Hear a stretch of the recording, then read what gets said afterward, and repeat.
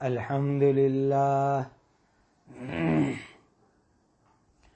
الحمد لله الذي قال ألا إن أولياء الله لا خوف عليهم ولا هم يحزنون الذين آمنوا وكانوا يتقون والصلاة والسلام على من قال نقلا عن ربه سبحانه وتعالى قال النبي صلى الله عليه وسلم من عادى لي وليا فقد آذنته بالحرب وعلى آله وأصحابه واتقياء امته واولیاء امته اما بعد فاعوذ باللہ من الشیطان الرجیم بسم اللہ الرحمن الرحیم من المؤمنین رجال صدقوا ما عاهدوا اللہ علیہ فمنهم من قضى نحبه ومنهم من ينتظر وما بدلوا تبديلا صدق الله مولانا العظیم۔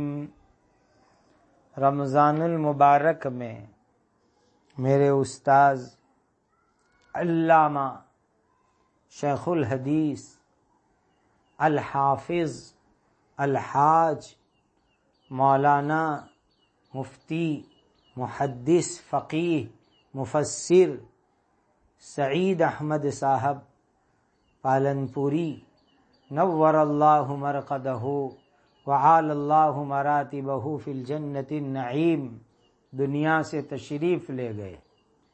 جس دن حضرت کا انتقال ہوا صبح میں چاشت کے وقت، اسی دن میں نے آن لائن درس قرآن کے ساتھ حضرت کی سوانح حیات کے متعلق کچھ اہم باتوں کا پہلا حصہ سنایا تھا اور وعدہ کیا تھا کہ انشاءاللہ بہت سی دوسری باتیں بعد میں آپ کے سامنے بیان کی جائے گی۔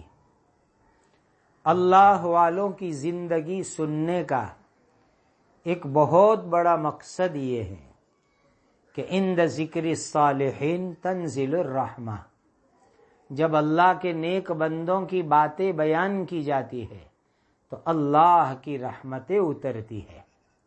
یہ ملا علی قاری رحمۃ اللہ علیہ نے لکھا ہے، لہٰذا اللہ کی رحمتیں آپ کو اور مجھ کو مل جاوے۔ دوسری اہم اور امپورٹنٹ بات یہ ہے کہ اللہ والوں کی باتیں اس لیے ہم لوگوں کو بیان کرنا ہے، سننا ہے، تاکہ ان کی زندگی کے اندر جو خوبیاں تھیں، جو اچھائیاں تھیں، جو بھلی باتیں تھیں، اس کو سن کر کے بیان کر کے ہم خود اپنی زندگی میں اس کو اپناوے۔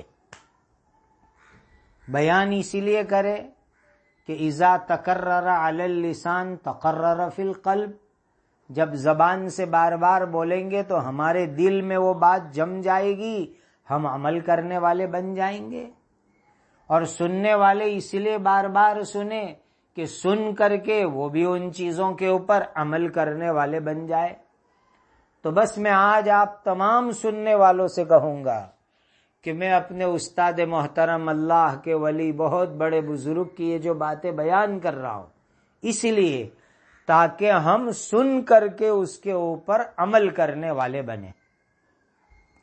آج کی اس مجلس کا پہلا عنوان ہے ہمارے استاد رحمت اللہ علیہ کو قرآن سے کیسی محبت تھی، اس کی کچھ باتیں میں آپ کو سنانا چاہتا ہوں۔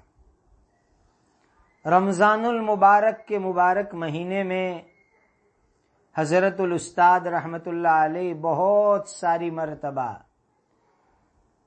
مختلف ملکوں سے آئی ہوئی دعوت کو قبول فرما لیتے تھے۔ انگلینڈ میں، لندن شہر میں، اسٹامفورڈ ہل میں، مسجد قباء میں کئی مرتبہ حضرت نے رمضان گزارے امریکہ میں، اور کبھی آدھا آدھا بھی ہوا، باقی زیادہ تر پہلے یہی معمول رہا کہ پورا رمضان ایک ہی مسجد کے اندر حضرت گزارتے تھے۔ ایک مرتبہ ارشاد فرمایا کہ میں رمضان میں اس طریقے سے جو دعوت آتی ہے وہ اس لیے قبول کر لیتا ہوں تاکہ یکسوئی سے بیٹھ کر کے قرآن کی تلاوت کرو۔ رمضان میرا قرآن کے لیے ہے، کثرت سے میں قرآن پڑھتا رہوں، اور میزبانوں نے جو وقت مقرر کیا ہوتا ہے اس وقت کے اوپر درس قرآن دے دیتا ہوں، قرآن کا سبق دے دیتا ہوں، قرآن کی تفسیر لوگوں کو سنا دیا کرتا ہوں۔ اور جہاں بھی حضرت نے رمضان گزارا، انگلینڈ میں، امریکہ میں، بہت بڑی تعداد میں لوگ گواہی دیں گے کہ رمضان کے اندر قرآن کی تلاوت کے اندر حضرت مشغول رہتے تھے۔ یہ رمضان جس میں انتقال ہوا اس سے پہلے والا زندگی کا پورا آخری رمضان حضرت کا وہاں لنڈن میں اسٹامفورڈ ہل میں مسجد قباء میں گزرا۔ بعض لوگ نادانی میں ویڈیو بنا لیتے ہیں، میرے پاس حضرت کا گزشتہ رمضان کا ویڈیو موجود ہے، بس مسجد میں بیٹھے ہیں، تلاوت کر رہے، مسلسل تلاوت۔ اللہ ہم کو بھی رمضان المبارک میں زیادہ سے زیادہ قرآن کی تلاوت کی توفیق دے، اور علماء کرام رمضان اور رمضان کے علاوہ درس قرآن قائم کرے۔ اب رمضان کے علاوہ کی بات سنو۔ ایک مرتبہ دارالعلوم دیوبند کی طرف سے ختم نبوت کے سلسلے میں ایک اہم مجلس تھی۔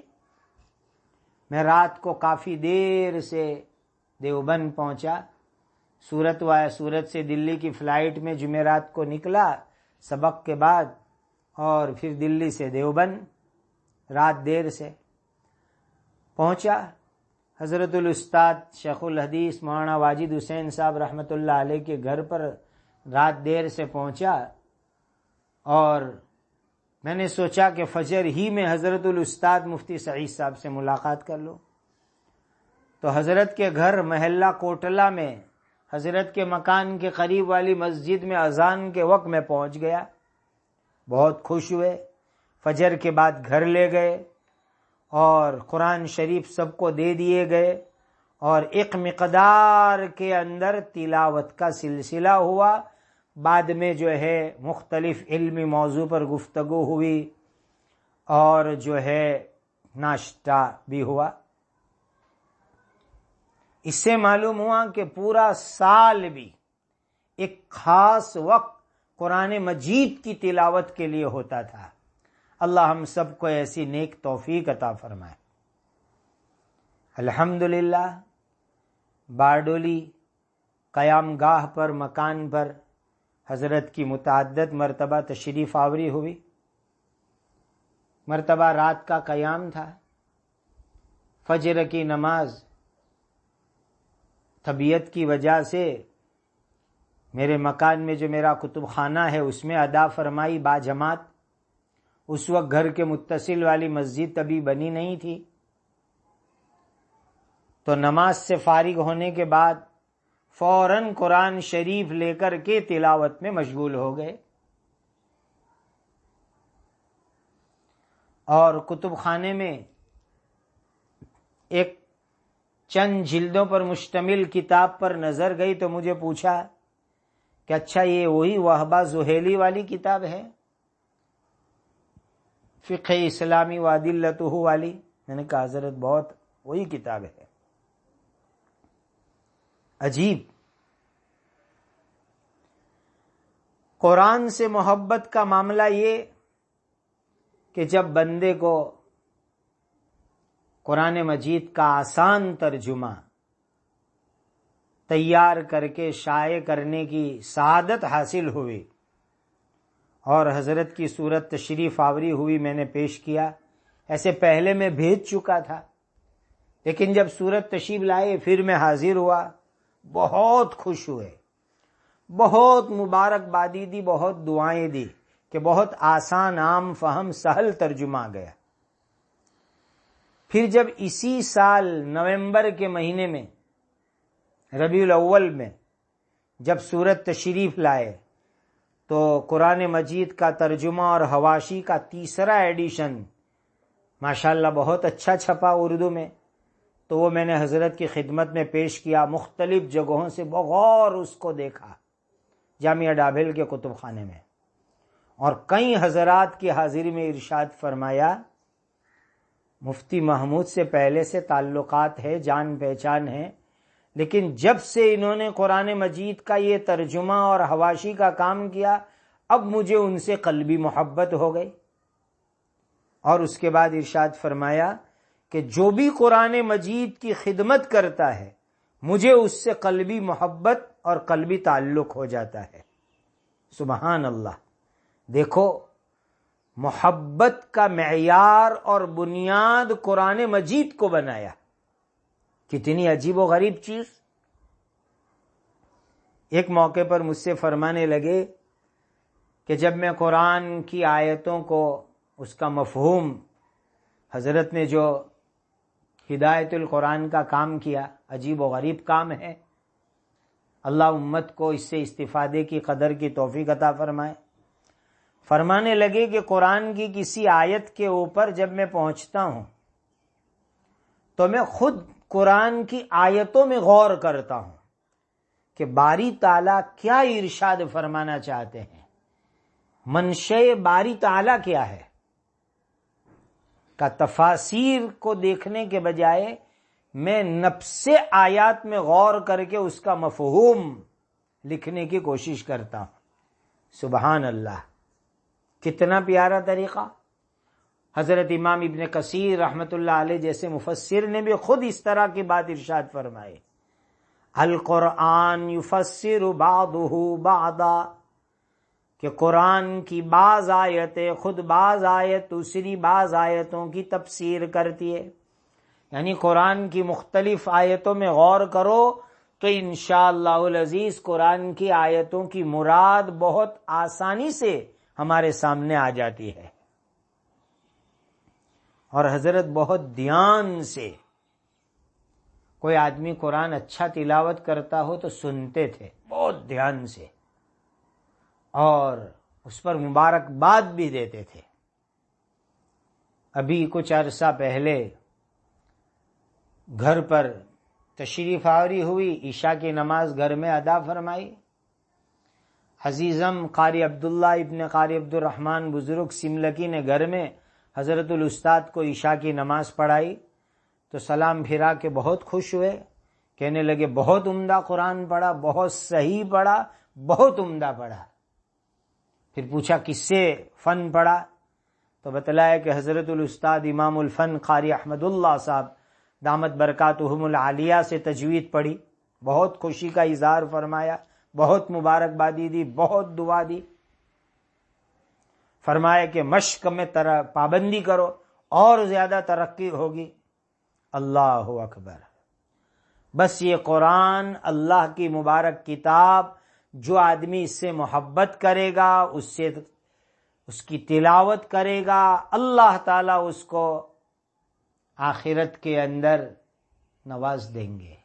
روایتوں میں آتا ہے اہل القرآن ہم اہل اللہ، قرآن والے، قرآن پڑھنے والے، قرآن پڑھانے والے، قرآن کی اچھی صحیح تلاوت کرنے والے، قرآن کی تفسیر کرنے والے، قرآن کی تفسیر سننے والے، یہ تو آخرت میں اللہ کی فیملی کے ممبر، اللہ کے گھر والے سمجھے جائیں گے، اور ان کو وہ مقام اللہ تعالیٰ کے یہاں دیا جائے گا۔ اب ایک دوسرا عنوان ذکر کرتا ہوں، حضرت الاستاد کی اتباع سنت کی کچھ باتیں۔ ماشاءاللہ آپ کا کرتا مبارک دیکھو، ہمیشہ آدھی پنڈلی تک کا، بیچ کے اندر جو ہے کٹ نہیں، اس انداز کا اتباع سنت والا، اور عمامہ بھی آپ باندھتے تھے، ہمیشہ سفید کپڑے، اور چہرے کے اوپر اتباع سنت کا نور۔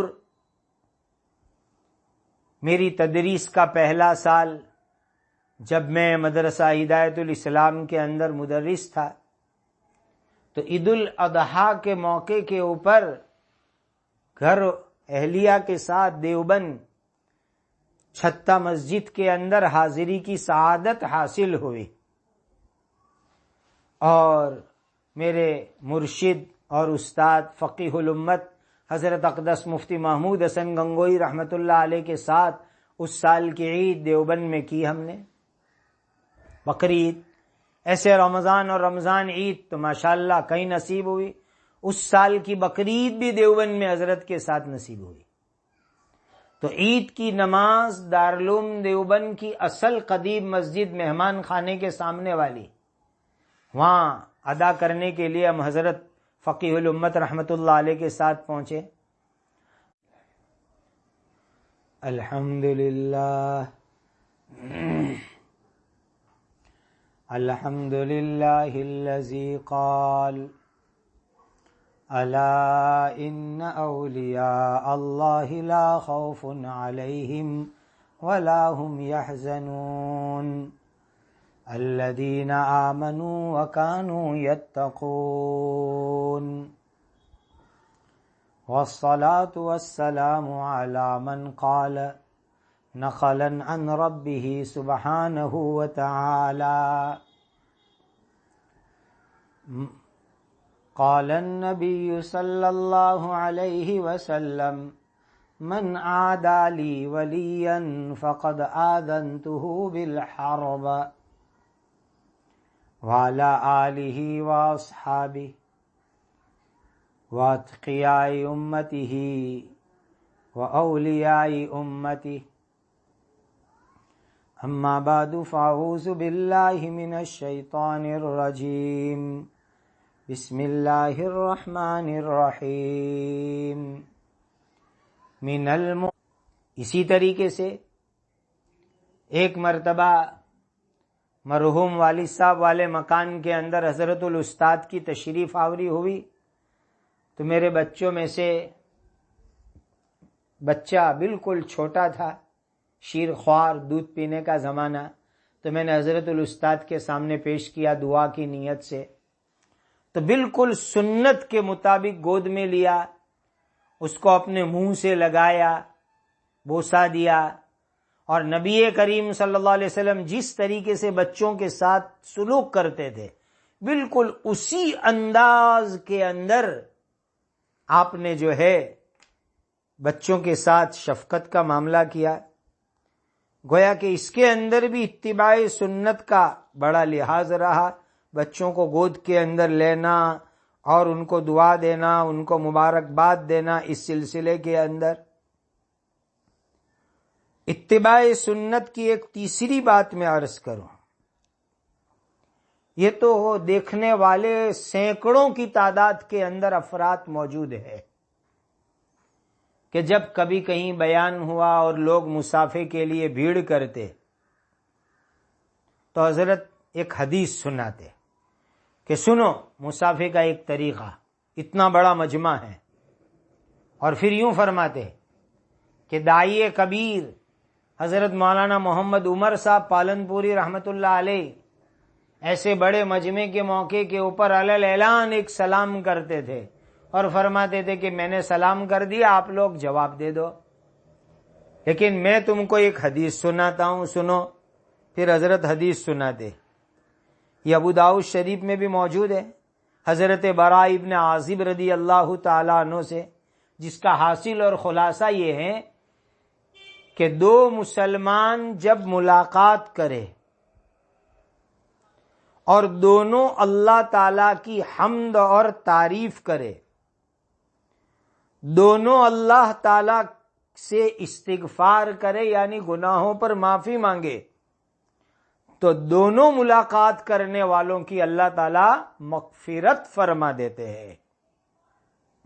یہ حدیث لوگوں کو سناتے اور اس کے بعد فرماتے کہ پہلے یہ حدیث سمجھو، سنت طریقے سے مسافے کا طریقہ سمجھو، پھر جو عمل کرے گا تو کہا میں پوری رات جو ہے سلام اور استغفار کی دعا کے لیے بیٹھنے تیار ہوں. لیکن لوگ اب سنت طریقے سے مسافہ نہیں کرتے، اسی لیے اب اس سفر کے اندر تو تم لوگ پہلے مجھ سے مسافے کا سنت طریقہ سیکھ لو اور اس کے اوپر عمل کرو، پھر میں آئندہ آؤں گا تو مسنون طریقے سے تم سے ملاقات کروں گا. اور یہ فرماتے کہ مسنون طریقے سے ملاقات کے لیے اور تم لوگ جو دعا دو گے اس کے لیے میں پوری رات بیٹھنے کے لیے تیار ہوں. عجیب و غریب سنت کا جذبہ. اور پھر یوں تنبیہ بھی فرماتے کہ بہت سے لوگ ملاقات کرنے کے لیے آتے تو صرف ہاتھ ملاتے ہیں، سلام بھی نہیں کرتے، حالانکہ پورا بولنا چاہیے السلام علیکم ورحمۃ اللہ وبرکاتہ. اور یہ جو حدیث سنائی اس طریقے سے کرنا چاہیے. اب حمد کرنے کا طریقہ حضرت یوں فرماتے کہ بھئی یوں کرو کہ جیسے خیریت پوچھتے ہیں کہ بھئی خیریت ہے تو کہو الحمدللہ رب العالمین میں خیریت سے ہوں. سامنے والا بھی کہوے الحمدللہ رب العالمین میں خیریت سے ہوں. پھر کہوے اللہ تعالیٰ میری مغفرت کر دے وے، اللہ تعالیٰ آپ کی مغفرت کر دے وے، یغفر اللہ لنا ولکم. تو کہا دیکھو اس حدیث پر عمل ہو جائے گا اور اللہ ملاقات کر دیں گے. پھر یوں فرماتے کہ دیکھو اگر صرف بدن کا کسی حصہ ایک دوسرے کے ساتھ لگ جاوے اسی کا نام مسافہ ہے، تو ہاتھ بڑھانے کی بھی کیا ضرورت؟ تم ایک پیر اٹھا کے میرے پیر پہ مارو، میں اپنا پیر تمہارے پیر پہ مارو. اس طرح بھی بعض مرتبہ تنبیہ فرماتے تھے. تو اس طرح مسافے کے اندر بھی سنت کی اتباع کا بڑا لحاظ ہوتا تھا. سبحان اللہ، کتنا جو ہے عجیب و غریب اتباع سنت کا جذبہ زندگی کے اندر جو ہے گامزن رہا. اللہ تعالی ہم سب کو بھی سنت طریقے سے مسافہ اور ملاقات کرنے کی توفیق اور سعادت عطا فرمائے. اور جو غلط چیزیں ہمارے اندر ہے، صرف مسافہ کیا وہ بھی بغیر ڈھنگ کا، اور نہ سلام ہے نہ حمد ہے نہ استغفار ہے، اور ایسے ہی نکل گئے. اللہ ہم سب کو اس کی اصلاح کی توفیق عطا فرمائے. دوسری کچھ متفرق اہم کام کی باتیں عرض کرو. ایک سفر میں ساتھ میں پان بنا کے کھلانے کی سعادت حاصل ہوئی. تو پان کے متعلق ارشاد فرمایا کہ جتنے اجزاء جتنی چیزیں موجود ہوتی ہیں اس سے میں کام چلا لیتا ہوں. یہ ضروری نہیں کہ یہ تمام چیزیں موجود ہوئے کہ بھئی کتھا بھی ہو، چونا بھی ہو، یہ بھی ہو، وہ بھی ہو، وہ بھی ہو، وہ بھی ہو. جتنی چیزیں موجود ہو اتنی چیز پر میں کام چلا لیتا ہوں. اسی کو کہتے ہیں کفایت شعاری، جو آج ہماری زندگی کے اندر لانے کی بہت ضرورت ہے. ہم لوگوں نے ہماری زندگی کو ایسی تکلف والی بنا رکھی ہے، یہ چیز ہو، یہ چیز ہو، یہ چیز ہو، یہ چیز ہو. نہیں، کہا جتنی چیزیں موجود ہوگی میں اس سے کام چلا لوں گا. اور پھر فرمائے کہ میں تو بہت کم مقدار میں پان کی یہ سب چیزیں، یہ سپاری وغیرہ استعمال کرتا ہوں.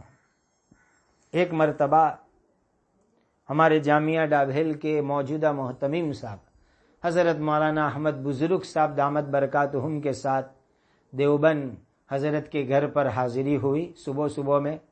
تو کہا اچھا ہے ناشتہ لے آؤ. تو گھر میں سے پلیٹ بھر کر کے شوربہ آیا اور روٹی آئی.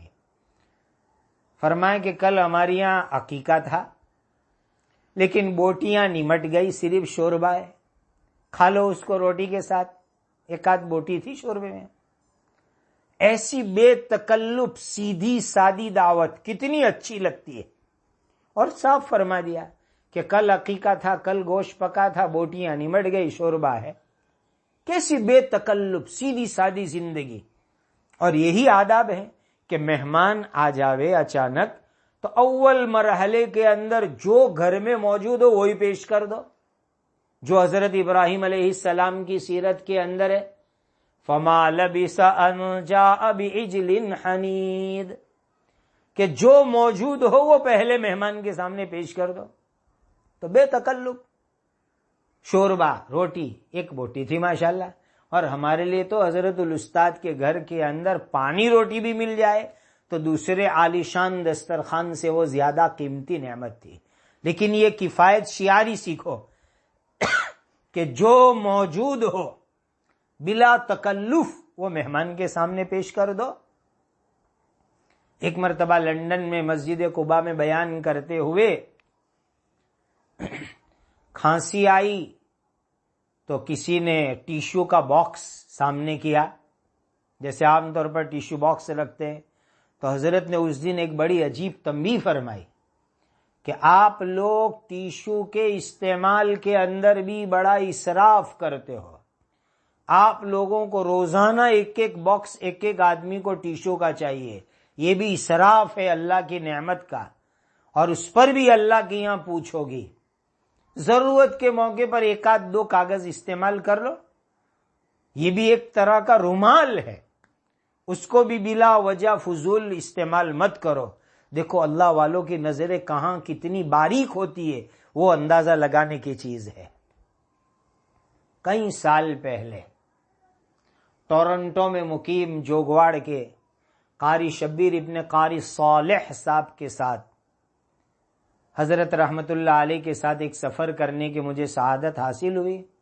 اکیلے حضرت سفر میں دیوبند سے تشریف لائے ہوئے تھے، اور قاری شبیر صاحب کے ساتھ ایک ماروتی وین کے اندر ہم لوگ اس علاقے میں مختلف جگہوں پر پہنچے۔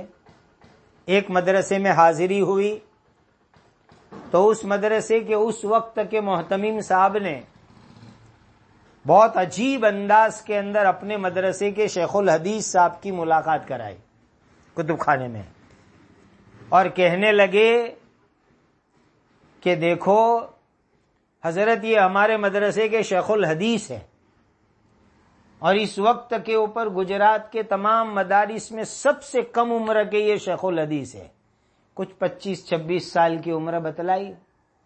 تو حضرت الاستاد نے ایک بڑا عجیب جواب دیا کہ یوں کہو کہ یہ ہمارے مدرسے میں بخاری شریف پڑھاتے ہیں، یہ مت کہو کہ شیخ الحدیث ہے، اس لیے کہ آدمی شیخ الحدیث تو سالہاں سال برسوں برس تک حدیث پڑھاوے، حدیث کی مختلف کتابیں پڑھاوے، اور پھر سالہاں سال تک بخاری شریف پڑھاوے، تب جا کے وہ شیخ الحدیث کہلانے کے قابل بنتا ہے۔ ابھی تو یوں کہو کہ یہ بخاری پڑھا رہے ہیں، اتنا کہو۔ اتنی عجیب انداز میں تنبیہ بھی کی، اور جو ہے ایک عملی چیز بھی سامنے آ گئی کہ کتنا اچھا طریقہ ہے۔ اور لیسٹر انگلینڈ میں علماء کی ایک مجلس چل رہی تھی، مختلف سوال جواب وہاں لوگ پرچے لکھ کر کے دیتے ہیں، تو ایک صاحب نے مچھ کے متعلق سوال کیا۔ تو حدیث کے اندر آتا ہے کہ مچھ نبی کریم صلی اللہ علیہ وسلم پورے اہتمام کے ساتھ کم کرتے تھے۔ تو حضرت الاستاد نے اپنی مچھ اور میرے مرحوم بھائی مولانا محمد صاحب کی مچھ کی طرف اشارہ کیا کہ دیکھو میری مچھ اور مولوی محمد کی مچھ ہے نا، یہ ہے مچھ رکھنے کا صحیح طریقہ۔ اور اس کے بعد فرمایا کہ اس وقت کے اوپر مونچھوں کو تراشنے کی جو مشینیں ایجاد ہوئی ہے اس میں کینچیاں ہوتی ہے، چھوٹی چھوٹی کاتر ہوتی ہے، کینچی ہوتی ہے، اور وہ ایسی کینچیاں ہوتی ہے کہ جس سے مونچھیں بالکل جو ہے صاف ہو جاتی ہے، یعنی ایسا لگتا ہے کہ مونڈ دی گئی، لیکن اس انداز کی ہوتی ہے، مونڈی نہیں جاتی لیکن مونڈنے کے انداز کی ہو جاتی ہے۔ کہ بس یہ ہے صحیح طریقہ مچھ رکھنے کا۔ یہ حضرت الاستاد نے جو ہے اس موقع کے اوپر ارشاد فرمایا، اور ہمیشہ آپ اس کے اوپر کار بند رہے، عمل کرتے رہے کہ اس انداز کی مچھیں ہونی چاہیے۔ الحمدللہ ہمیشہ حق بات کہنے میں آپ مستعد اور تیار رہتے، کسی بھی جگہ کے اوپر حق بات اور قرآن حدیث اور شریعت کی روشنی میں جو بات آپ حق سمجھتے تھے اس کو کہہ دینے میں کبھی کوئی جھجک نہیں ہوتی تھی، بڑے سے بڑا مجمع ہو اور سامنے بڑے سے بڑے آدمی ہوں، لیکن حق بات کہنے کے اندر دو ٹوک آپ فرما دیا کرتے تھے۔ گویا کہ مسلک دیوبند کے آپ اس دور کے واقعی ترجمان، بے باک حق گو، اور دیوبندیت کیا چیز ہے اس کے زبان سے، اپنے عمل سے، اپنی قلم سے واقعی آپ صحیح معنی کے اندر ترجمان تھے۔ اللہ تعالی ہم سب کو صحیح دیوبندیت، جو ما انا علیہ واصحابی، کہ دیوبندیت کیا ہے جس پر میں ہوں، حضرت نبی کریم صلی اللہ علیہ وسلم کی ایک حدیث کا یہ خلاصہ ہے دیوبندیت، کہ جس کے اوپر نبی کریم صلی اللہ علیہ وسلم کی پاکیزہ زندگی، جس کے مطابق صحابہ نے زندگی گزاری، ما انا علیہ واصحابی، جس کا خلاصہ اس زمانے کے اندر دیوبندیت کی ایک شکل کے اندر ہے۔ حضرت نبی کریم صلی اللہ علیہ وسلم کا مقدس طریقہ، صحابہ کرام کا مقدس طریقہ، جو اہل سنت و جماعت یا اہل السنت والجماعت کی ایک بہترین عملی چلتی پھرتی کوئی شکل دیکھنی ہو تو وہ دیوبندیت، وہ حضرت الاستاد کی زندگی کے اندر دیکھنے کو ملے گی آپ کو۔ اور ایک خاص بات دین کا ہر کام کرنے والے کے بارے میں،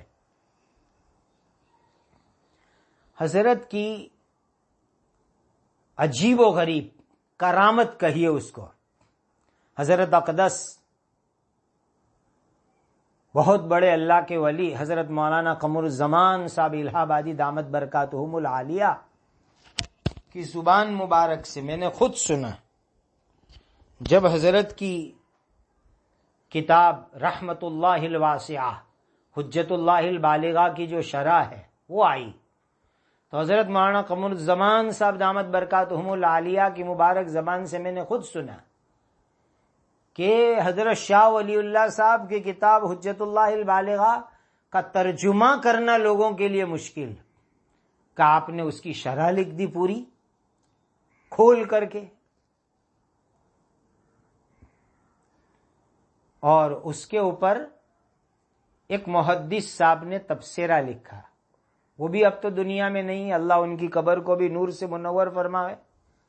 میں اس وقت دیوبند حاضر ہوا، عصر کی نماز میں ملاقات ہوئی تو بہت فکر کے انداز میں تلامذان حضرت کے سامنے ذکر کیا اس تبصرے کا، تو فرمائے کہ ان کا تبصرہ تو میری سمجھ میں آیا ہی نہیں، سمجھ میں آوے تو پھر ہم کچھ اصلاح کریں۔ اور حقیقت بھی ایسی تھی کہ وہ تبصرے کے اندر کوئی بات ایسی نقص اور کمی کی نہیں تھی کہ جو اشکال کی ہو، گویا حضرت نے اس تبصرے کی طرف کوئی خاص توجہ نہ ہو، اس انداز میں ایسے جملے فرمائے کہ ہم شاگردوں کی الجھنیں ختم ہو گئی۔ اور اس سلسلے میں ایک خاص بات، جب ترمذی شریف کی آپ کی تقریر مبارک تحفہ المعی کے نام سے اس کی پہلی جلد چھپ کے آئی، تو ایک مولانا صاحب نے اپنے میگزین میں اس کے اوپر تبصرہ لکھا۔ پھر حضرت الاستاد کی اس زمانے میں ڈابھیل تشریف آوری ہوئی، مجلس شورا کے اندر حضرت تشریف لائے ہوئے تھے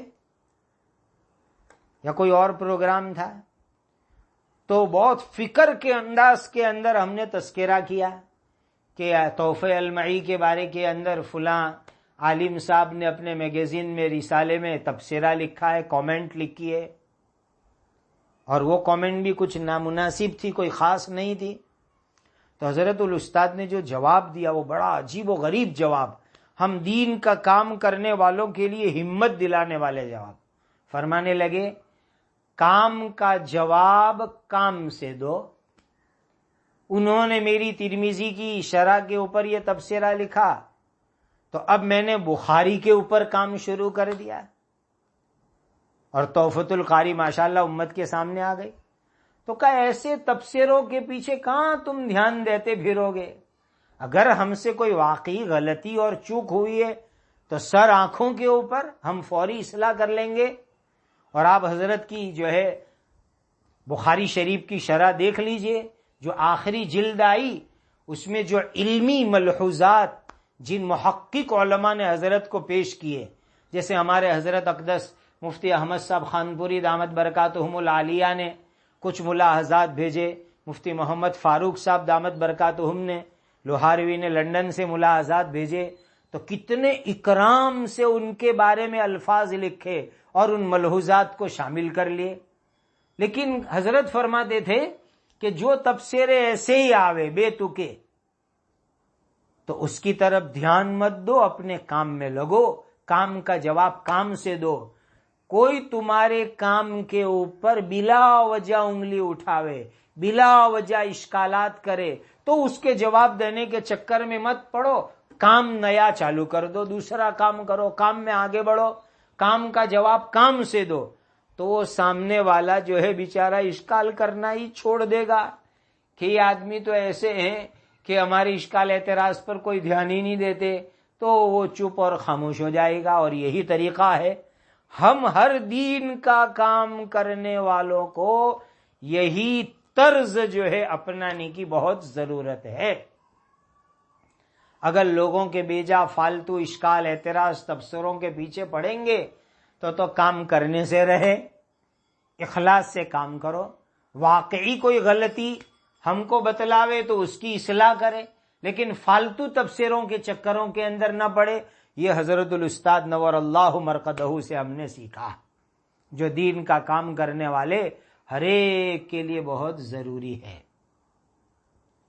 ایک مرتبہ ایک صاحب نے معافی مانگی کسی معاملے میں، معافی کا سبق کے اندر تذکرہ آیا تو بہت اچھی بات ارشاد فرمائی، بڑی عجیب و غریب بات. فرمانے لگے کہ معافی ایک زبان سے ہوتی ہے کہ مجھے معاف کر دو، اور حقیقت بات یہ ہے کہ آج بہت سے معافی مانگنے والے صرف زبان سے معافی مانگتے ہیں، دل میں کچھ نہیں ہوتا، دل میں کچھ نہیں ہوتا.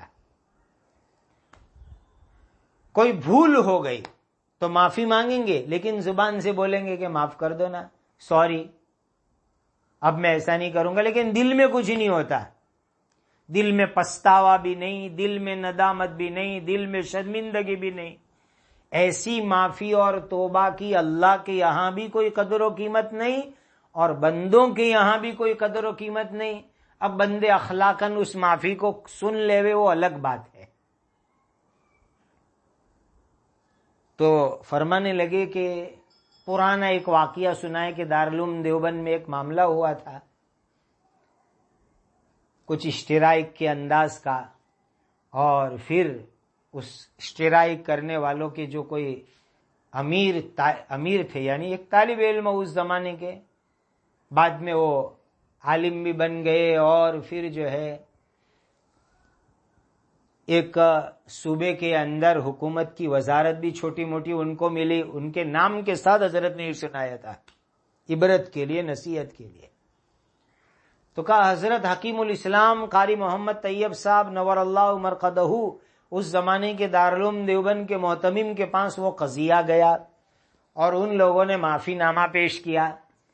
تو کہا حضرت قاری طیب صاحب رحمۃ اللہ علیہ نے فرمایا کہ زبان سے معافی کی تحریر اور معافی کی یہ لکھان، اصل تو یہ ہے کہ تمہارا طرز عمل، کہ آئندہ تم لوگ کیسی زندگی گزارتے ہو. جو غلطی جو بھول تم نے کی اس کو سدھار کر کے آئندہ تم لوگ صحیح زندگی گزارو گے تو یہ تمہارا طرز عمل، لائف سٹائل اور عمل کرنے کا طریقہ، یہ ہے اصل معافی. آئندہ اگر تم ٹھیک ٹھاک زندگی گزارتے ہو تو یہ صحیح معنی میں معافی ہوئی. ورنہ اگر زبان سے کہو کہ معافی معافی معافی معافی اور حقیقت کے اندر دل میں کوئی پچھتاوا نہیں، زندگی کو بدلنا نہیں، تو پھر اس معافی کا کیا حاصل؟ آج لوگ یہی کرتے ہیں، کوئی بھول ہو جاتی ہے تو اللہ کے سامنے بھی بیٹھ کر کے استغفر اللہ، اللہ معاف کر دے، لیکن دل میں ندامت نہیں، پچھتاوا نہیں۔ میرے حضرت فقیہ الامت مفتی محمود حسن گنگوئی رحمت اللہ علیہ فرماتے تھے نعوذ باللہ، اس طریقے سے استغفار کرنا یہ تو اللہ کی شان کے اندر ایک طرح کی گستاخی کا انداز ہے کہ خالی زبان سے کہے معافی، استغفار، دل میں ندامت بھی نہیں، پچھتاوا بھی نہیں، بلکہ دل میں پھر سے وہ گناہ کرنے کا پکا ارادہ موجود ہے کہ جیسے ہی موقع ملے گا وہ گناہ کروں گا۔ تو کہا یہ تو اللہ کی شان میں بہت بڑی گستاخی ہو گئی۔ آج جنرل لوگ جو ایک دوسرے سے معافی مانگتے ہیں، سوری کہتے ہیں، معاف کر دو ایسا کہتے ہیں، معاف کرنے کی عرضی درخواست دیتے ہیں، لیکن حقیقت کے اندر ان کے دل میں پچھتاوا نہیں ہوتا، ندامت نہیں ہوتی، بس برائے نام معافی ہوتی ہے۔ تو حضرت نے عجیب معافی کا طریقہ بتلایا کہ تمہارا عمل آئندہ تم کیسی زندگی گزارو گے، سدھر کے زندگی گزارو گے، یہ ہے حقیقت کے اندر معافی۔ اللہ ہم سب کو اس کی طرف دھیان دینے کی توفیق عطا فرمائے۔ اور دیکھو ایک اور بات میں آپ کو، بڑے لوگوں سے بڑی باتیں ہم کو سیکھنے کو ملتی ہے۔ جس زمانے میں میں دارالعلوم دیوبند میں دور حدیث شریف میں تھا، اس زمانے میں حضرت کا محلہ کوٹلہ والا پہلے والا مکان تعمیر ہو رہا تھا، تو کئی مرتبہ سبق کے بعد حضرت گھر سے حجت اللہ البالغہ کا نسخہ ساتھ لے کر آتے تھے، تو نسخہ مجھے لے کر کے ساتھ چلنے کی سعادت حاصل ہوتی اس طالب علم کو۔ تو کئی مرتبہ سبق کے بعد مجھے فرماتے چلو، مسجد رشید بھی دارالعلوم دیوبند کی اس زمانے میں زیر تعمیر تھی، کہ وہاں مسجد رشید جائیں گے، حضرت مولانا عبد الخالق صاحب مدراسی مدظ اللہ العالی سے ملاقات کریں گے اور تعمیر کے کام کے بارے میں یہ مشورہ کرنا ہے، وہ مشورہ کرنا ہے۔ دیکھیے حضرت اس وقت دارالعلوم کے موقر اساتذہ میں سے ہیں، ترمذی شریف پڑھا رہے ہیں، حجت اللہ البالغہ پڑھا رہے ہیں، لیکن جس لائن کا جو آدمی اس لائن کے آدمی کے ساتھ اس لائن کا مشورہ کرنا چاہیے، تو حضرت مولانا عبد الخالق صاحب مدراسی ماشاءاللہ بڑے عالم بھی ہے، ادیب بھی ہے، اور ان کو تعمیر کی لائن کا بڑا تجربہ اور انوبھو ہے، تو ان کے پاس ایک مرتبہ نہیں، سال میں کئی مرتبہ جانا ہوا ساتھ میں، اور جا کر ان سے مشورہ لیتے اور اس کے مطابق تعمیری کام کا سلسلہ آگے چلتا۔ اس سے ہمیں یہ سیکھنے کو ملا کہ مشورہ کر کے کام کرنا چاہیے تو آدمی کے لیے خیر ہوتی ہے، اور حدیث میں بھی آتا ہے کہ جو آدمی مشورہ کر کے کام کرتا ہے اس کو کبھی نقصان اٹھانا نہیں پڑتا۔ لہذا یہ مشورے کی عادت ڈالو۔ جس لائن کے جو ماہر ہوئے، انوبھوی ہوئے، تجربہ کار ہوئے، ذی علم ہوئے، فراست ہوئے، دینداری ان میں ہوئے، اور علم عمل تقوی ہوئے، ایسے لوگوں سے مشورہ کر کے کام کرنا چاہیے۔ دوسری ایک خاص بات بتلاؤں، حضرت کے بڑے صاحبزادے مولوی رشید احمد کا ایکسیڈنٹ میں انتقال ہوا تھا۔ اس وقت حضرت انگلینڈ میں تھے، سفر میں تھے۔ جب سفر سے واپسی ہوئی تو جو ایکسیڈنٹ میں دوسرے بھی لوگ انتقال کر گئے تھے، تو جب حضرت تشریف لائے تو دیوبند، حالانکہ گھر کے اندر اتنا بڑا حادثہ، بہو بیوہ ہوئی وہ موجود، بچے کی ماں، کتنا بڑا صدمہ، لیکن حضرت دیوبند تشریف لا کر کے دوسرے لوگ جو اس ٹرک کے حادثے کے اندر وفات پا گئے تھے ان کے گھروں پر پہلے تشریف لے گئے، جا کر کے ان مرحوموں کے لیے ایصال ثواب کیا، دعائیں دی ان کے گھر والوں کو، اور پھر اخیر میں اپنے گھر کے اوپر تشریف لے گئے۔ دیکھو کیسے عجیب و غریب کہ اپنے بیٹے کا انتقال ہوا ہے جس حادثے میں، اس حادثے میں جب سفر سے واپسی ہوئی حضرت کی، اس حادثے کے بعد تو پہلے دوسرے مرحومین کے گھروں کے اوپر آپ تشریف لے گئے، ان کے گھر جا کر کے دعائے مغفرت کی، ایصال ثواب کیا، اور ان کو کچھ ہدیہ دیا، کوئی غریب تھا، کوئی کیسا تھا، ان کو ہدیہ دیا، ان کی مدد کی، اور پھر اخیر میں اپنے گھر کے اوپر تشریف لے گئے۔ سبحان اللہ۔ اور ڈابھیل سے بڑی محبت تھی۔ ایک جملہ میں سنا دوں، اس سال جب ربیع الاول کے مہینے میں تشریف لائے تو فرمائے کہ اس کو تو میں اپنا مدرسہ سمجھتا ہوں، اپنا مدرسہ، کہ یہ میرا اپنا مدرسہ ہے، ڈابھیل کا مدرسہ۔ کہا میرے مرحوم والد بھی یہاں پڑھے، اور بعض روایتوں کے اندر فجر کی نماز کے اندر جو لمبی لمبی صورتوں کی تلاوت نبی کریم صلی اللہ علیہ وسلم سے کرنا منقول ہے، تو اس سلسلے کے اندر فرماتے کہ میرے والد جس زمانے میں یہاں ڈابھیل میں پڑھتے تھے تو حضرت علامہ شبیر احمد صاحب عثمانی رحمۃ اللہ علیہ یہاں تھے، تو کہا کبھی کبھی فجر کی نماز حضرت علامہ شبیر احمد صاحب عثمانی رحمۃ اللہ علیہ خود پڑھاتے تھے، اور صبح صادق کے بعد فوراً سنت پڑھ کے حضرت نماز پڑھانے کھڑے ہو جاتے اور لمبی تلاوت فرماتے تھے، تقریباً پون گھنٹے سے اوپر کی نماز ہوتی اس دن، اور دارالاقامہ میں طلبہ میں کوہرام مچ جاتا کہ آج حضرت علامہ عثمانی خود فجر کی نماز پڑھا رہے ہیں، او طلبہ بھاگتے، اور جو ہے پوری لمبی، اور حضرت کا بہت بہترین قرآن کی تلاوت فرماتے تھے، عثمانی تھے۔ تو یہ واقعہ بھی حضرت سنایا کرتے تھے، اور جس زمانے کے اندر راندیر میں تھے تو راندیر کے کھانوں کی بڑی تعریف حضرت کبھی کبھی بعد میں فرماتے تھے۔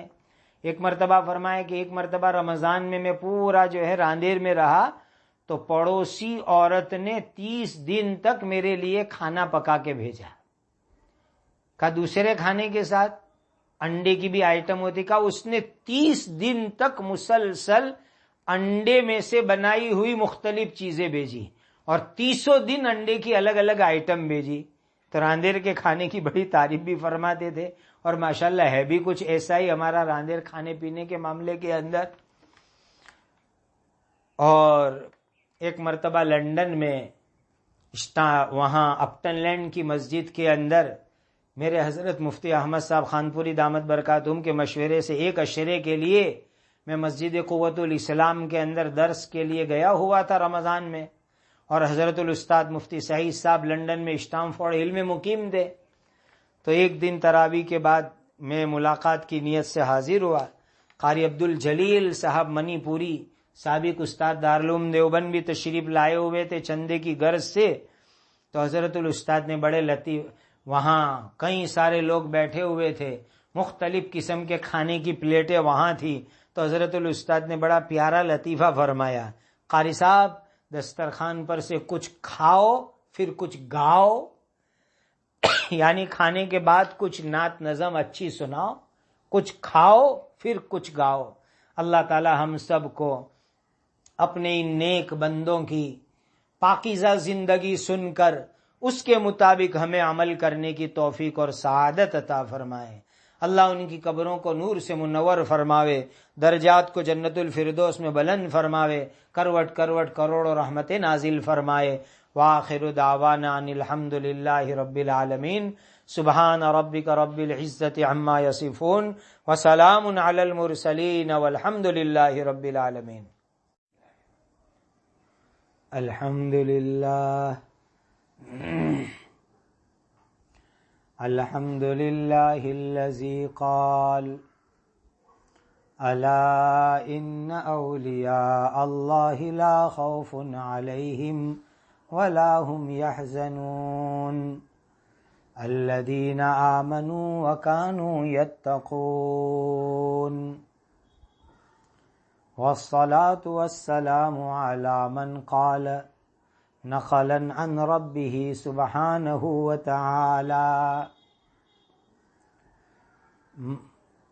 قال النبي صلى الله عليه وسلم من عادى لي وليا فقد آذنته بالحرب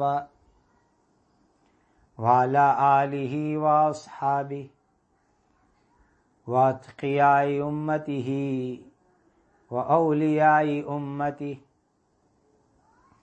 اما بعد فاعوذ باللہ من الشیطان الرجیم بسم اللہ الرحمن الرحیم من المؤمنین رجال صدقوا ما عاهدوا اللہ علیہ فمنهم من قضى نحبه ومنهم من ينتظر وما بدلوا تبدیلا صدق اللہ مولانا العظیم۔ رمضان المبارک میں میرے استاذ علامہ شیخ الحدیث الحافظ الحاج مولانا مفتی محدث فقیہ مفسر سعید احمد صاحب پالنپوری نور اللہ مرقدہ وعال اللہ مراتبہ فی الجنت النعیم دنیا سے تشریف لے گئے۔ جس دن حضرت کا انتقال ہوا صبح میں چاشت کے وقت، اسی دن میں نے آن لائن درس قرآن کے ساتھ حضرت کی سوانح حیات کے متعلق کچھ اہم باتوں کا پہلا حصہ سنایا تھا اور وعدہ کیا تھا کہ انشاءاللہ بہت سی دوسری باتیں بعد میں آپ کے سامنے بیان کی جائے گی۔ اللہ والوں کی زندگی سننے کا ایک بہت بڑا مقصد یہ ہے کہ عند ذکر الصالحین تنزل الرحمہ، جب اللہ کے نیک بندوں کی باتیں بیان کی جاتی ہے تو اللہ کی رحمتیں اترتی ہے۔ یہ ملا علی قاری رحمۃ اللہ علیہ نے لکھا ہے، لہذا اللہ کی رحمتیں آپ کو اور مجھ کو مل جاوے۔ دوسری اہم اور امپورٹنٹ بات یہ ہے کہ اللہ والوں کی باتیں اس لیے ہم لوگوں کو بیان کرنا ہے، سننا ہے، تاکہ ان کی زندگی کے اندر جو خوبیاں تھیں، جو اچھائیاں تھیں، جو بھلی باتیں تھیں، اس کو سن کر کے بیان کر کے ہم خود اپنی زندگی میں اس کو اپناویں۔ بیان اسی لیے کرے کہ اذا تکرر علی اللسان تقرر فی القلب، جب زبان سے بار بار بولیں گے تو ہمارے دل میں وہ بات جم جائے گی، ہم عمل کرنے والے بن جائیں گے۔ اور سننے والے اس لیے بار بار سنیں کہ سن کر کے وہ بھی ان چیزوں کے اوپر عمل کرنے والے بن جائے۔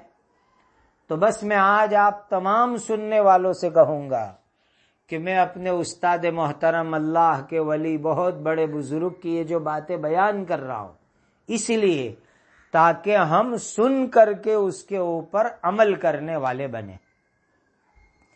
آج کی اس مجلس کا پہلا عنوان ہے ہمارے استاد رحمت اللہ علیہ کو قرآن سے کیسی محبت تھی، اس کی کچھ باتیں میں آپ کو سنانا چاہتا ہوں۔ رمضان المبارک کے مبارک مہینے میں حضرت الاستاد رحمت اللہ علیہ بہت ساری مرتبہ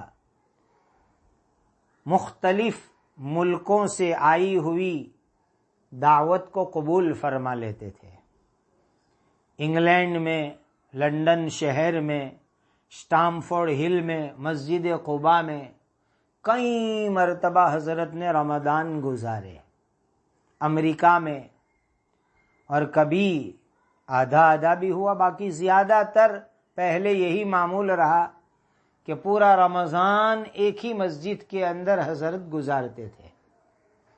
ایک مرتبہ ارشاد فرمایا کہ میں رمضان میں اس طریقے سے جو دعوت آتی ہے وہ اس لیے قبول کر لیتا ہوں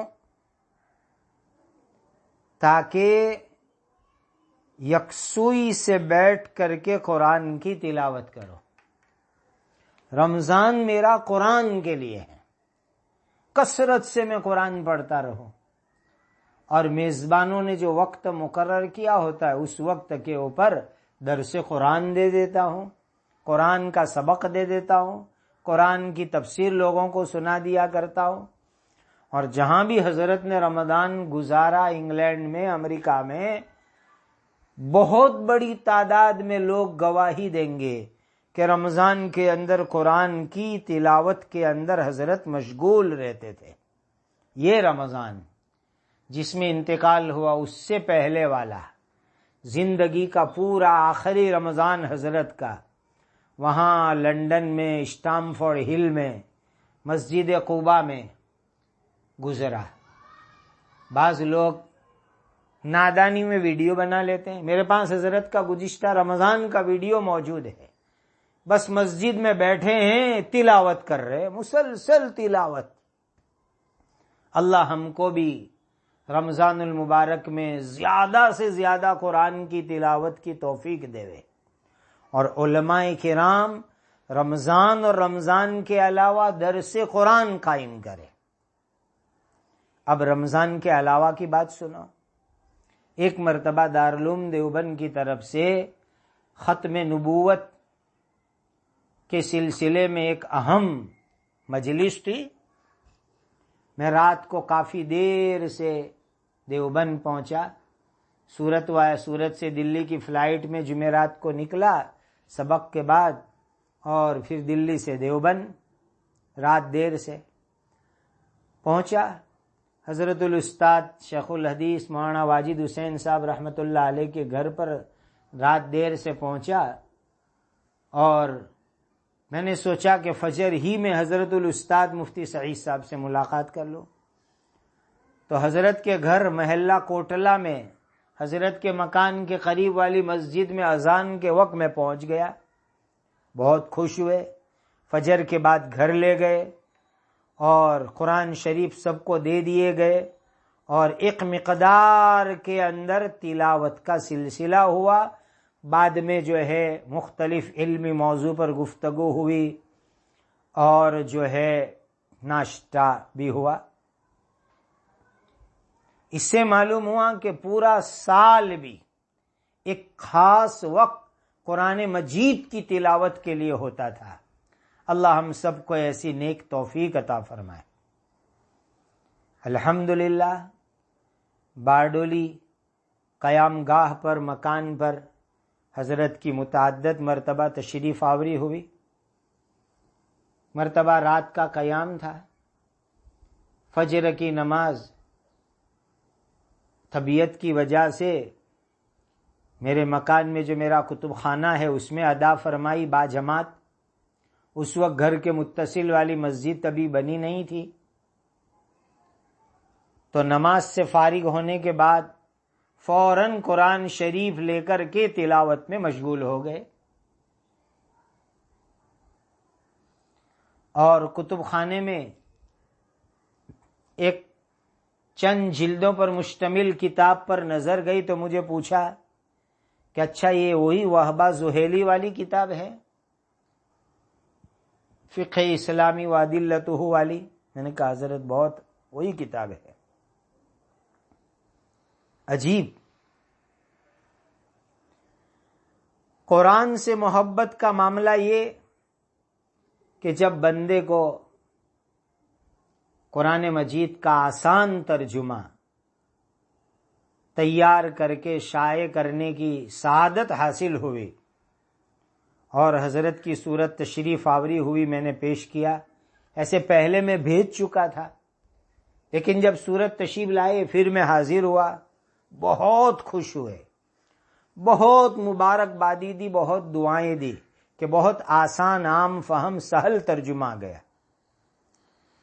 پھر جب اسی سال نومبر کے مہینے میں ربیع الاول میں جب سورت تشریف لائے تو قرآن مجید کا ترجمہ اور حواشی کا تیسرا ایڈیشن ماشاءاللہ بہت اچھا چھپا اردو میں، تو وہ میں نے حضرت کی خدمت میں پیش کیا. مختلف جگہوں سے بغور اس کو دیکھا جامعہ ڈابھل کے کتب خانے میں، اور کئی حضرات کی حاضری میں ارشاد فرمایا مفتی محمود سے پہلے سے تعلقات ہے، جان پہچان ہے، لیکن جب سے انہوں نے قرآن مجید کا یہ ترجمہ اور حواشی کا کام کیا اب مجھے ان سے قلبی محبت ہو گئی. اور اس کے بعد ارشاد فرمایا کہ جو بھی قرآن مجید کی خدمت کرتا ہے مجھے اس سے قلبی محبت اور قلبی تعلق ہو جاتا ہے. سبحان اللہ. دیکھو محبت کا معیار اور بنیاد قرآن مجید کو بنایا. کتنی عجیب و غریب چیز. ایک موقع پر مجھ سے فرمانے لگے کہ جب میں قرآن کی آیتوں کو، اس کا مفہوم، حضرت نے جو ہدایت القرآن کا کام کیا، عجیب و غریب کام ہے، اللہ امت کو اس سے استفادے کی قدر کی توفیق عطا فرمائے. فرمانے لگے کہ قرآن کی کسی آیت کے اوپر جب میں پہنچتا ہوں تو میں خود قرآن کی آیتوں میں غور کرتا ہوں کہ باری تعالیٰ کیا ارشاد فرمانا چاہتے ہیں، منشأ باری تعالیٰ کیا ہے.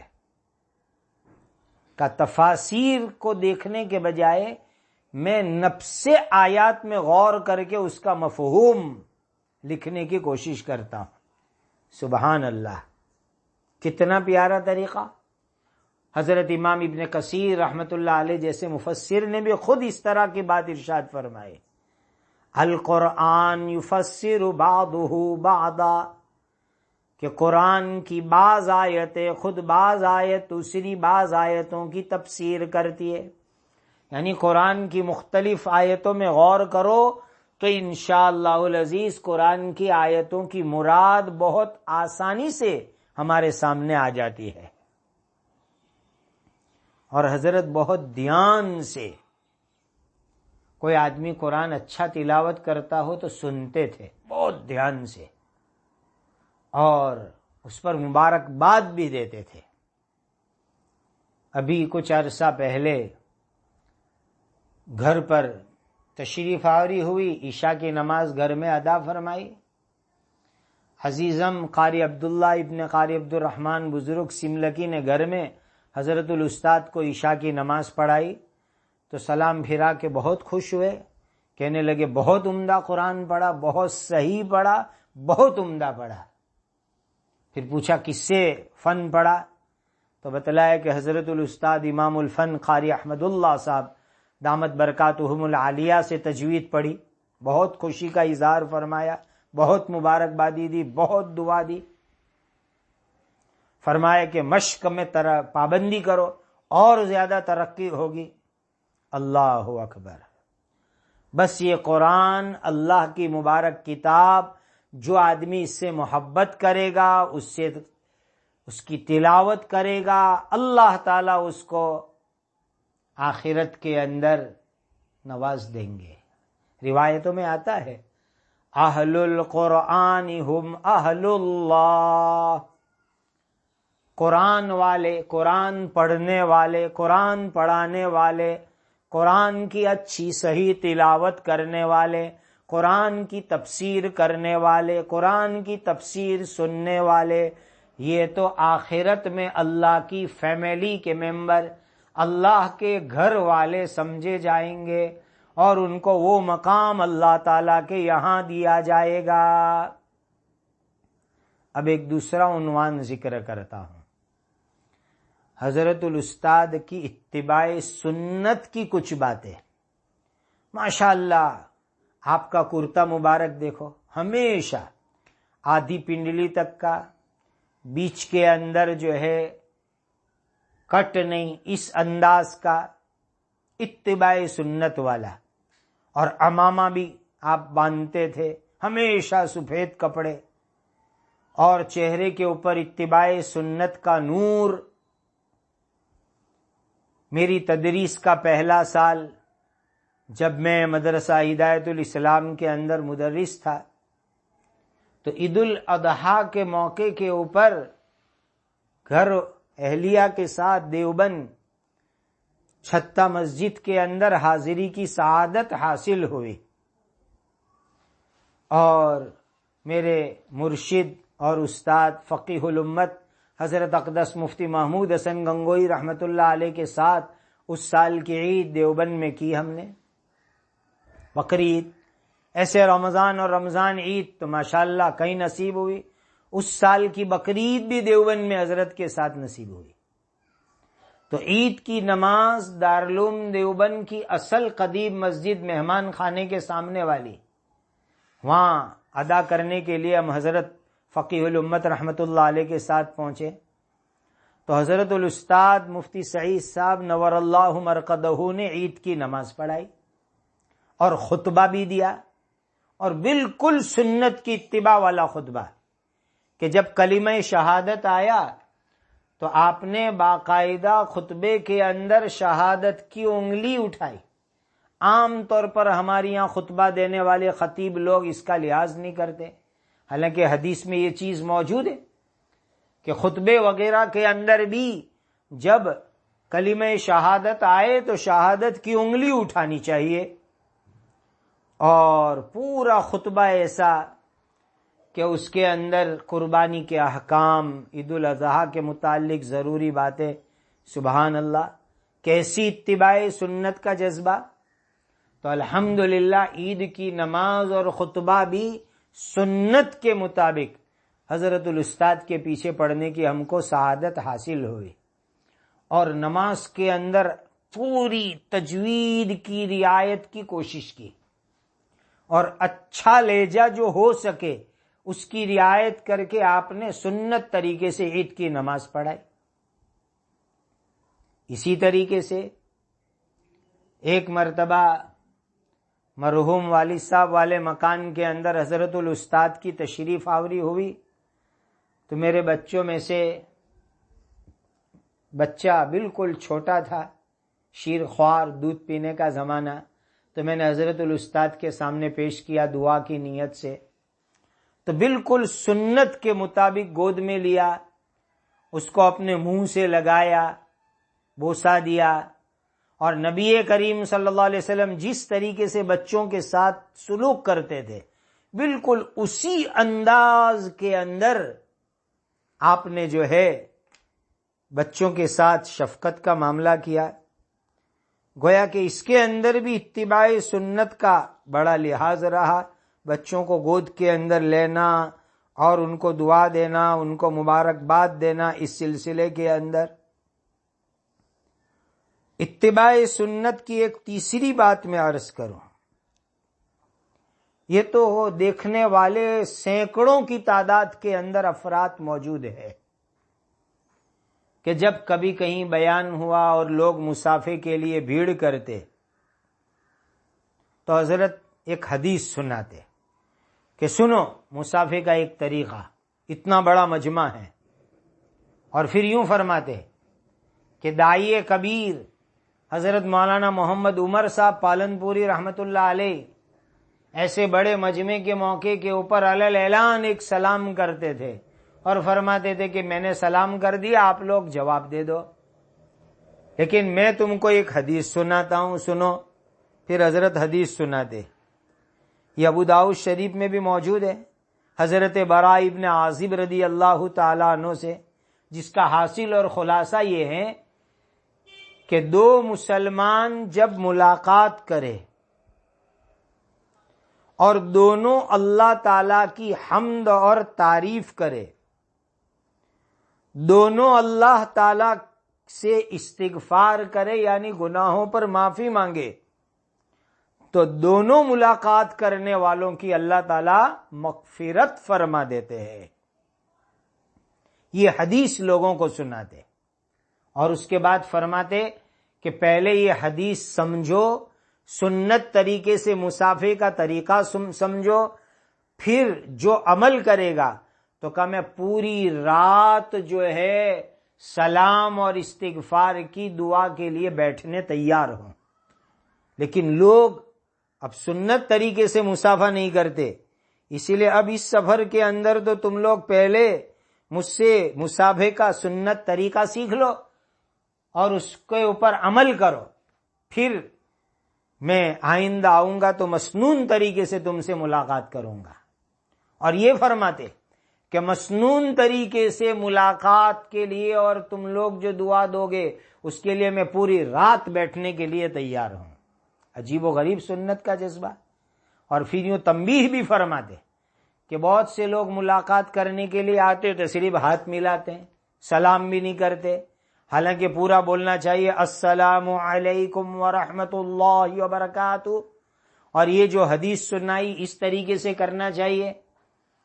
اب حمد کرنے کا طریقہ حضرت یوں فرماتے کہ بھئی یوں کرو کہ جیسے خیریت پوچھتے ہیں کہ بھائی خیریت ہے، تو کہو الحمدللہ رب العالمین میں خیریت سے ہوں. سامنے والا بھی کہے الحمدللہ رب العالمین میں خیریت سے ہوں. پھر کہے اللہ تعالیٰ میری مغفرت کر دے وے، اللہ تعالیٰ آپ کی مغفرت کر دے وے، یغفر اللہ لنا ولکم. تو کہا دیکھو اس حدیث پر عمل ہو جائے گا اور اللہ ملاقات کر دیں گے. پھر یوں فرماتے کہ دیکھو اگر صرف بدن کا کسی حصہ ایک دوسرے کے ساتھ لگ جاوے اسی کا نام مصافحہ ہے، تو ہاتھ بڑھانے کی بھی کیا ضرورت؟ تم ایک پیر اٹھا کے میرے پیر پہ مارو، میں اپنا پیر تمہارے پیر پہ مارو. اس طرح بھی بعض مرتبہ تنبیہ فرماتے تھے. تو اس طرح مصافحے کے اندر بھی سنت کی اتباع کا بڑا لحاظ ہوتا تھا. سبحان اللہ، کتنا جو ہے عجیب و غریب اتباع سنت کا جذبہ زندگی کے اندر جو ہے گامزن رہا. اللہ تعالی ہم سب کو بھی سنت طریقے سے مصافحہ اور ملاقات کرنے کی توفیق اور سعادت عطا فرمائے. اور جو غلط چیزیں ہمارے اندر ہے، صرف مصافحہ کیا وہ بھی بغیر ڈھنگ کا، اور نہ سلام ہے نہ حمد ہے نہ استغفار ہے، اور ایسے ہی نکل گئے. اللہ ہم سب کو اس کی اصلاح کی توفیق عطا فرمائے. دوسری کچھ متفرق اہم کام کی باتیں عرض کروں. ایک سفر میں ساتھ میں پان بنا کے کھلانے کی سعادت حاصل ہوئی. تو پان کے متعلق ارشاد فرمایا کہ جتنے اجزاء جتنی چیزیں موجود ہوتی ہیں اس سے میں کام چلا لیتا ہوں. یہ ضروری نہیں کہ یہ تمام چیزیں موجود ہوئے، کہ بھئی کتھا بھی ہو، چونا بھی ہو، یہ بھی ہو، وہ بھی ہو، وہ بھی ہو، وہ بھی ہو. جتنی چیزیں موجود ہو اتنی چیز پر میں کام چلا لیتا ہوں. اسی کو کہتے ہیں کفایت شعاری، جو آج ہماری زندگی کے اندر لانے کی بہت ضرورت ہے. ہم لوگوں نے ہماری زندگی کو ایسی تکلف والی بنا رکھی ہے، یہ چیز ہو، یہ چیز ہو، یہ چیز ہو، یہ چیز ہو. نہیں، کہا جتنی چیزیں موجود ہوگی میں اس سے کام چلا لوں گا. اور پھر فرمائے کہ میں تو بہت کم مقدار میں پان کی یہ سب چیزیں، یہ سپاری وغیرہ استعمال کرتا ہوں. ایک مرتبہ ہمارے جامعہ ڈابھیل کے موجودہ محتمم صاحب حضرت مولانا احمد بزرگ صاحب دامت برکاتہم کے ساتھ دیوبند حضرت کے گھر پر حاضری ہوئی صبح میں. تو کہا اچھا ہے ناشتہ لے آؤ. تو گھر میں سے پلیٹ بھر کر کے شوربہ آیا اور روٹی آئی. فرمائے کہ کل ہمارے یہاں عقیقہ تھا لیکن بوٹیاں نمٹ گئی، صرف شوربہ ہے، کھا لو اس کو روٹی کے ساتھ. ایک آدھ بوٹی تھی شوربے میں. ایسی بے تکلف سیدھی سادی دعوت کتنی اچھی لگتی ہے. اور صاف فرما دیا کہ کل عقیقہ تھا، کل گوشت پکا تھا، بوٹیاں نمٹ گئی، شوربہ ہے. کیسی بے تکلف سیدھی سادی زندگی. اور یہی آداب ہے کہ مہمان آ جاوے اچانک تو اول مرحلے کے اندر جو گھر میں موجود ہو وہی پیش کر دو، جو حضرت ابراہیم علیہ السلام کی سیرت کے اندر ہے. فما لبث ان جاء بعجل حنید، کہ جو موجود ہو وہ پہلے مہمان کے سامنے پیش کر دو. تو بے تکلف شوربہ، روٹی، ایک بوٹی تھی ماشاءاللہ. اور ہمارے لیے تو حضرت الاستاد کے گھر کے اندر پانی روٹی بھی مل جائے تو دوسرے عالیشان دسترخوان سے وہ زیادہ قیمتی نعمت تھی. لیکن یہ کفایت شعاری سیکھو کہ جو موجود ہو بلا تکلف وہ مہمان کے سامنے پیش کر دو. ایک مرتبہ لندن میں مسجد قباء میں بیان کرتے ہوئے کھانسی آئی تو کسی نے ٹیشو کا باکس سامنے کیا، جیسے عام طور پر ٹیشو باکس رکھتے ہیں. تو حضرت نے اس دن ایک بڑی عجیب تنبیہ فرمائی کہ آپ لوگ ٹیشو کے استعمال کے اندر بھی بڑا اسراف کرتے ہو. آپ لوگوں کو روزانہ ایک ایک باکس ایک ایک آدمی کو ٹیشو کا چاہیے. یہ بھی اسراف ہے اللہ کی نعمت کا، اور اس پر بھی اللہ کے یہاں پوچھو گی. ضرورت کے موقع پر ایک آدھ دو کاغذ استعمال کر لو. یہ بھی ایک طرح کا رومال ہے، اس کو بھی بلا وجہ فضول استعمال مت کرو. دیکھو اللہ والوں کی نظریں کہاں کتنی باریک ہوتی ہے، وہ اندازہ لگانے کی چیز ہے۔ کئی سال پہلے ٹورنٹو میں مقیم جوگواڑ کے قاری شبیر ابن قاری صالح صاحب کے ساتھ حضرت رحمت اللہ علیہ کے ساتھ ایک سفر کرنے کی مجھے سعادت حاصل ہوئی۔ اکیلے حضرت سفر میں دیوبند سے تشریف لائے ہوئے تھے اور قاری شبیر صاحب کے ساتھ ایک ماروتی